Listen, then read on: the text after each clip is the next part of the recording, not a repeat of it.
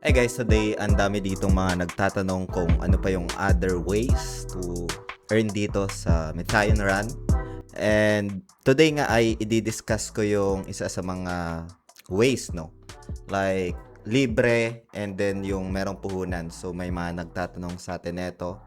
And i-discuss natin sa video natin today guys, no? So meron tayo ditong nakuhang pinaka-bonus. And okay ko lang ito. Ayan. So ito yung pinaka daily login bonus, no? So you can get this one for free. Meron tayong ginawang video dito kung paano nga ba i-navigate, paano i-set up yung Mechoran Garage. So meron tayong video niyan. So isa sa mga questions dito is that paano mag-earn ng walang capital, and next one is ano yung app na pwedeng withdraw yung tokens na nakuha mo dito. Though meron na tayong video neto guys, no? Ginawan ko to the past few days ago kasi ang daming mga nagtatanong step by step. So yung app na shinare natin is merong option na pwede mong i-withdraw papunta sa mga e-wallets, GMTO tokens, transfer mo doon, magiging USDT, and then USDT is pwede mong i-withdraw papunta sa GCash. So ngayon ay discuss natin yon, paano kumita ng libre dito, may puhunan, ano yung app na ginagamit natin. Yeah, discuss natin yan dito sa video natin today guys, no? Pero bago tayo magsimula, kung hindi nyo pa na-like itong video na ito, please like this video first. Subscribe nyo yung YouTube channel natin, turn all the bell icon para ma-notify kayo dito sa mga updates natin na ginagawa sa ating YouTube channel guys, to. So dito nga, ito yung pinaka-login at you can get free Meteon Run tokens dito or GMTO, no? So may mga bonus. So close muna natin ito. Na discuss ko na dito yung Mechoran Garage, no? So ngayon, ano nga ba yung other ways dito para makapag-earn ng libre? Kasi dito guys, no, karamihan dito na nakapag-earn is that merong kinukuha na shoes, no, dito sa my shop. Ayan, so dito sa my shop, no, so meron silang kinukuha na shoes. Like, for example, itong, if I'm not mistaken, itong common. Ayan, so kumukuha sila dito ng common and isa ito sa option para mas kumita guys. So but that's option is for like an example kapag may puhunan, no? Siguro isa sa mga masasabi ko dito is that if libre is unang-una yung sa pag login bonus, no? And then login bonus, and then next one would be yung pinaka affiliate, yung if marami kang friends, like if you are a YouTuber, you can also get ng free GMTO tokens dito.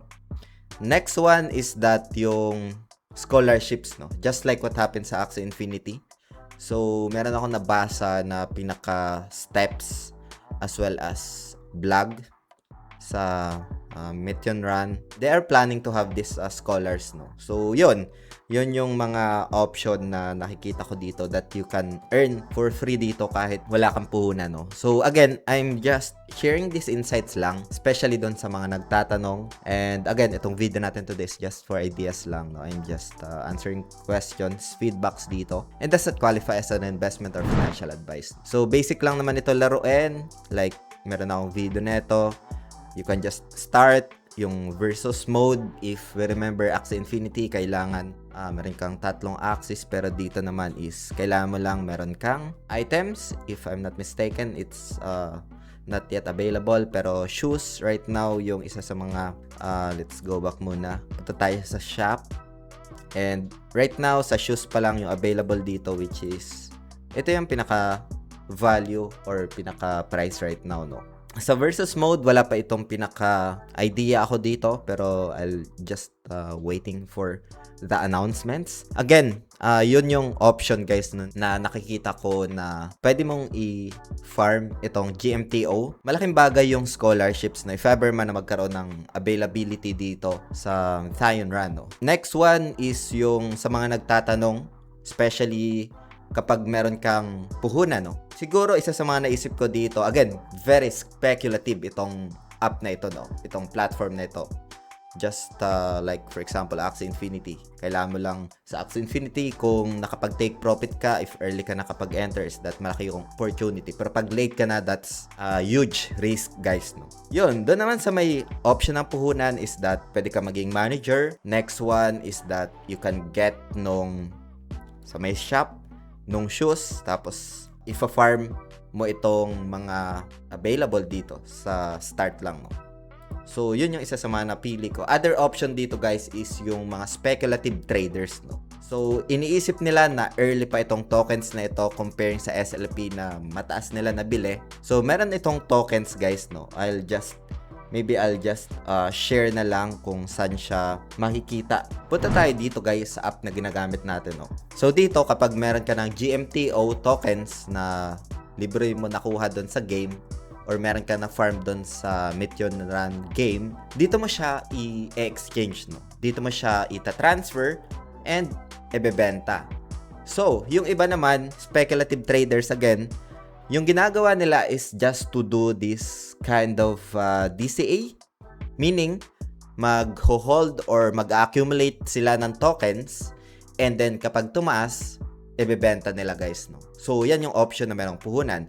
Na-mention ko kanina na yung walang puhunan, and then yung may puhunan is that kung gusto mo yung manager, kukuha ka ng shoes, and then yung pag-accumulate ng tokens nila, and kapag tumaas is ibebenta, no? So, ito yung application na meron available pa lang right now. You can just go sa description ng video na ito para mapuntahan nyo.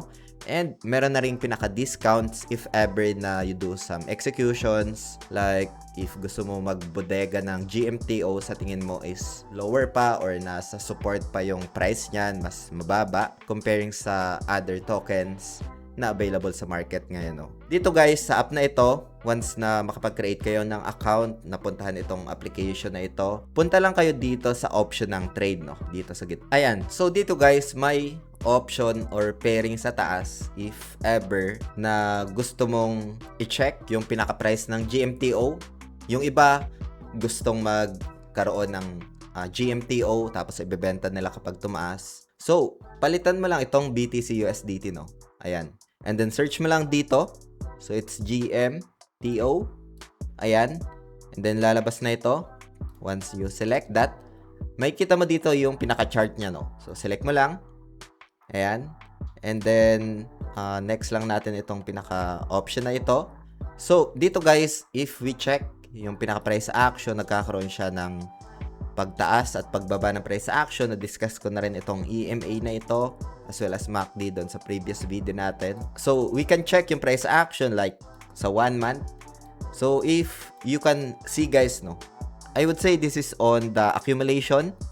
So, maraming mga speculative traders dito na nagdi-DCA, no, or bumibili ng tokens na ito. So, ito pala yung available na app, na available yung GMTO tokens. So, you can just explore if you're interested. And yung official links ay lalagay ko na lang sa description ng video na ito para mapuntahan nyo at para na rin makaiwas sa mga phishing links online dito guys, no. So, meron na rin pinaka-discounts kapag nagamit nyo yung pinaka-official links and mapuntahan nyo itong GMTO pair dito, no. So, sa 1 month, we observe that the price is consolidating within this zone, no. Ayan. If we check dito guys sa daily, may kita natin yung pinaka-support niya is around this area. Ayan. Pero nagkaroon siya ng rally after that support, no. Right now, nagko-consolidate yung price action within this area. So, I would say the support is around this zone hanggang dito, no. And kung titingnan natin sa monthly, the price is from declining, it's on the accumulation, no. So, as mentioned, yung mga speculative traders, they tend to like DCA, bodega sa zone na yan, sa areas na yan. Kasi if ever man na magkaroon ito ng mga developments, scholarships, potential hypes, or demand in the next coming days or in the future. Again guys, no, there's no guarantee. This is only speculative, and again, I'm just sharing some insights, ideas lang dito. Please be mindful as well kapag bumagsak yung price action, pwede ka ma-loss dito guys, no, there's no such a guarantee dito. The price came from declining accumulation, and if ever man na matapos yung accumulation, there's a probability na pwede magkaroon ng pag akyat ang presyo kapag merong demand, guys, no? Kapag merong negative catalyst naman, pwede siyang bumagsak pa rin, no? So, yan yung isa sa mga idea lang dito na gusto kong i-share. So, other option to earn sa GMTO ng libre at may puhunan, no? So, sa libre, you can just, let's go back muna. Then, punta tayo dito sa app nitong Mission Run. So, sa libre, as mentioned, kapag nagkaroon ng scholarships, you can play for free, makakapag-earn ka, and then yung mga daily bonus, as well as yung sa, if you are many friends, you can just do this like an invite option. Kapag may puhunan naman, speculative traders tend to DCA dun sa app na shinare ko kanina. And next one is, nagiging manager sila, gumagawa sila ng account, bumibili ng mga shoes, and pinapa-scholar. And then kung individual naman na may puhunan, they tend to like individual farming. Need lang nila dito ng shoes. Like for example, itong common na available pa lang ngayon, and they farm those GMTO dito sa start, no?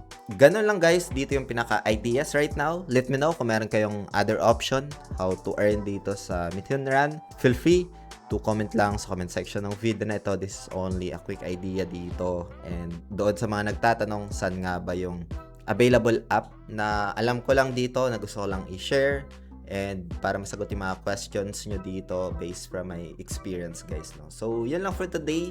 Maraming salamat ulit sa panunood. Ingat yung lahat. Peace out. Bye for now.